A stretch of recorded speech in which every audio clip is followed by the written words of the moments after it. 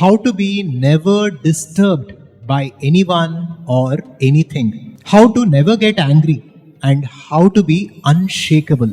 That is what we will learn today. Vedanta tells us that nobody can actually disturb you until you yourself give them permission to do so. And today we will look at this in great detail.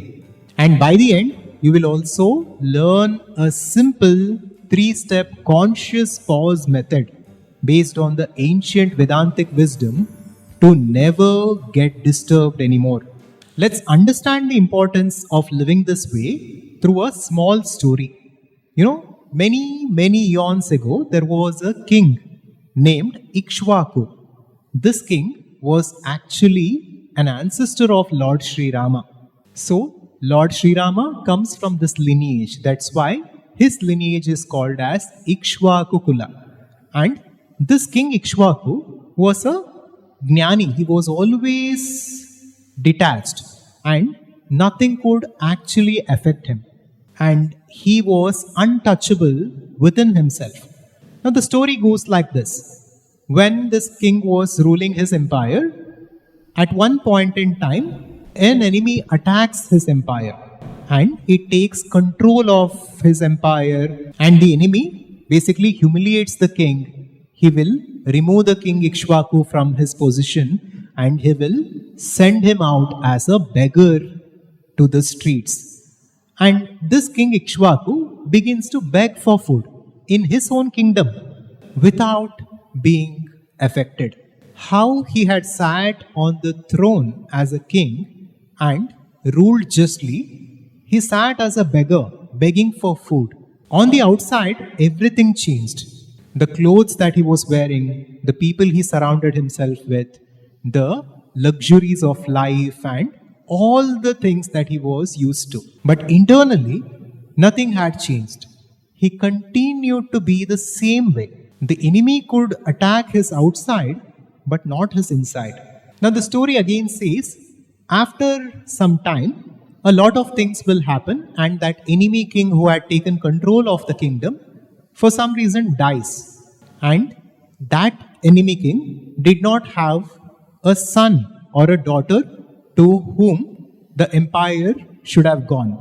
So during that time, one tradition, one custom was to bring in an elephant and to hand that elephant with a flower garland, a flower mala, and whomever that elephant chooses, by putting that garland over him or her, that person will become the new king. Right? This was the custom at that time. And they brought in an elephant since there was no one to be a king. And that elephant eventually finds this beggar, who was again the old king Ikshvaku, who was begging on the streets. And the elephant chooses him and puts the garland over him.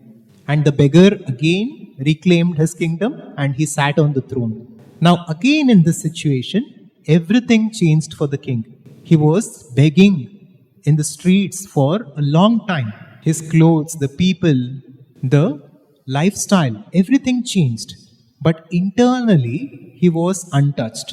He didn't get into depression when he was a beggar, or he didn't dance around with joy when he became a king. Within himself, he was always the emperor. He was always beyond everything. Now that is said to be the state of Sthita Prajna by Sri Krishna. Now that is what we must aspire for. This is a very, very important quality. Right? We need not respond to everything immediately. If you get an email which provokes you, you need not respond to it immediately. Take a few hours, take a day, and then consciously respond. When someone says something, you immediately need not react. You have the power to consciously respond. And that is what the conscious pause is about. Just a pause before responding to something. Now imagine that power. Within yourself, if you can be like that, you can be the most powerful person in the world. You can be more powerful than the President of the United States, because if no one can touch you, then you are infinitely powerful. You don't need anything from anyone. what someone does, what someone says, if it does not have an effect on you, if you are in charge of your state of being, that is the highest form of leverage and power that you can have. And from that place of awareness, you can begin to do different things in this world which you consciously choose to. Now, that is conscious creation.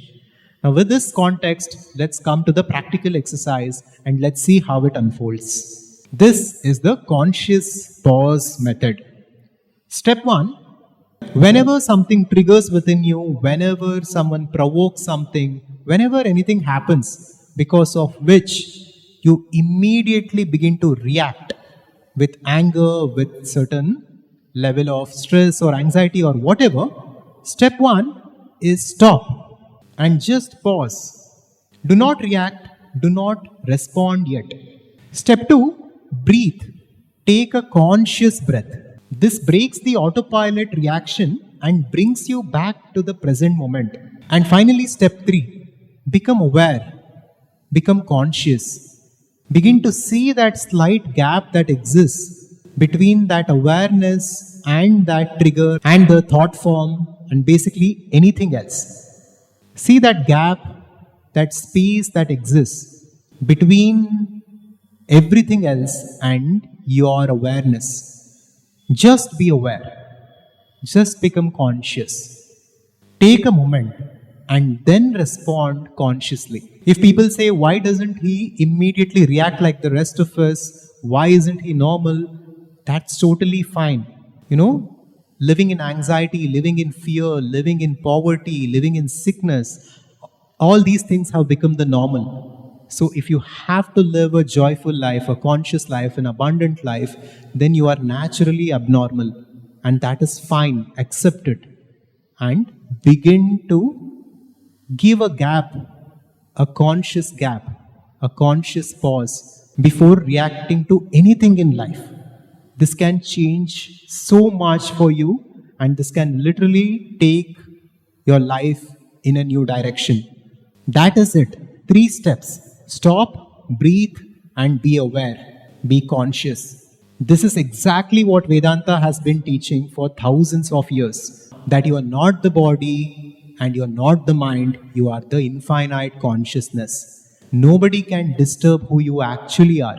Nobody can disturb the awareness or consciousness that you are. People can only disturb what you think you are. That false ego, that false identity that we have created for ourselves, that is what gets disturbed, and that is what someone can disturb. The moment we create a gap between that identity and our awareness, we are untouchable. If you simply rest as awareness, nothing can touch you. No person, no situation, no insult has the power to disturb you. We saw this as a fact in the life of King Ikshvaku. Maybe that is why Lord Sri Rama was born in this lineage. That is freedom. That is true power. So next time when someone pushes your buttons and when you feel that sense of anger rising within you, remember the conscious pause method. Just take a conscious pause before reacting.